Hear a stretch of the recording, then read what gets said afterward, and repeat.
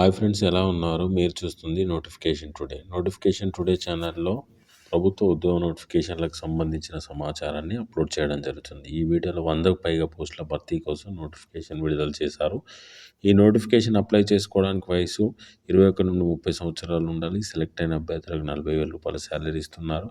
ఈ నోటిఫికేషన్కి సంబంధించిన విద్యార్థులు ఏంటి, ఈ నోటిఫికేషన్ ఏ విధంగా అప్లై చేసుకోవాలి, అప్లై చేసుకోవడానికి చివరి తేదీ ఏంటి, సెలక్షన్ ప్రాసెస్ వివరాల కోసం కామెంట్ బాక్స్లోను డిస్క్రిప్షన్లోను లింక్ ఇవ్వడం జరిగింది.